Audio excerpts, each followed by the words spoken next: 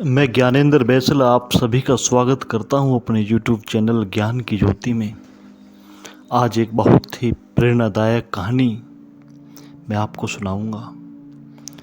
एक बार अरस्तु, जो कि एक महान दार्शनिक और महान बुद्धिमान और महान विचारक थे, अरस्तु एक दिन सागर के किनारे टहलने गए और उन्होंने देखा कि एक पागल आदमी, वो पागल ही होगा अन्यथा ऐसा काम क्यों करता, एक गड्ढा खोद लिया है रेत में और एक चम्मच लिए हुए है और दौड़कर जाता है सागर में और सागर से एक चम्मच भरकर लाता हो आकर गड्ढे में डालता है।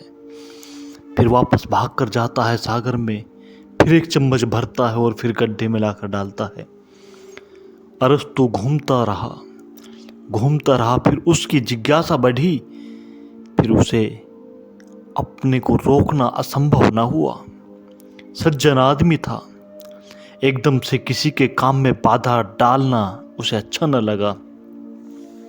किसी से पूछना भी तो ठीक नहीं, अपरिचित आदमी है, यह भी हो सकता है एक तरह से दूसरे की सीमा का अतिक्रमण है। मगर फिर बात बहुत बढ़ गई, उसकी भागदौड़ इतनी जिज्ञासा से भर गई कि यह मामला क्या है, यह कर क्या रहा है। घंटों गुजर गए, चम्मच लाता है पानी की भरकर उस गड्ढे में डालता है और फिर चला जाता है। आखिर अरस्तु ने पूछा, मेरे भाई ये कर क्या रहे हो? उसने कहा, क्या कर रहा हूँ, संसार में करने को बहुत कुछ है, कोई मेरे बीच में ना आए। और संसार में बहुत कुछ होने के बावजूद भी अगर कोई बीच में आए तो वो अच्छा ना लगता। उस व्यक्ति ने बोला, मैं ये कर रहा हूँ कि सागर को उलीच कर रहूँगा, इस गड्ढे में न भर दिया तो मेरा नाम नहीं। अरस्तु ने कहा कि मैं तो कोई बीच में आने वाला नहीं हूँ, मैं कौन हूँ जो बीच में कुछ कहूँ। लेकिन यह बात बड़े पागलपन की है, यह चम्मच से तो इतना बड़ा विराट सागर खाली कर लेगा, जन्म जन्म लग जाएंगे फिर भी न होगा, सदियां बीत जाएंगी फिर भी न हो सकेगा, और इस छोटे से गड्ढे में भर लेगा। वह आदमी खिलखिलाकर हंसने लगा और उसने कहा कि तुम क्या सोचते हो, तुम कुछ अलग कर रहे हो, तुम इस छोटी सी खोपड़ी में परमात्मा को समाना चाहते हो।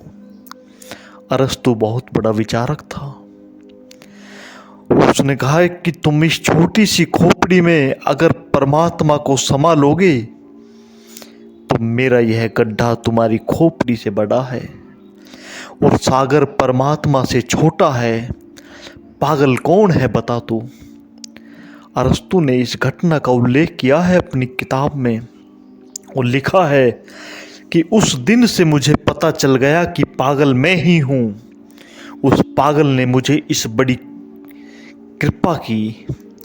वह कौन आदमी रहा होगा? वह आदमी जरूर एक पहुंचा हुआ संत रहा होगा, समाधिस्थ रहा होगा। वह सिर्फ अरस्तु को जगाने के लिए, अरस्तु को चेताने के लिए उस उपक्रम को किया था।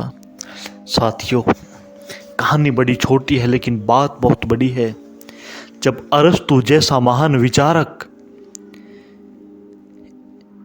इस छोटी सी खोपड़ी में परमात्मा को ना समझ सकेगा तो उसका सागर का जल तो परमात्मा से बहुत छोटा है और गड्ढा उस खोपड़ी से बहुत बड़ा है जिसमें वो जल को समाने की सोच रहा है। हमें वही मिलता है जो हम चाहते हैं, लेकिन वो निर्भर करता है हमारी दिशा और दशा के ऊपर। हम किस दिशा में काम कर रहे हैं और किस दशा में हैं। आज बस इन्हीं बातों के साथ इस कहानी को विराम देता हूँ। धन्यवाद।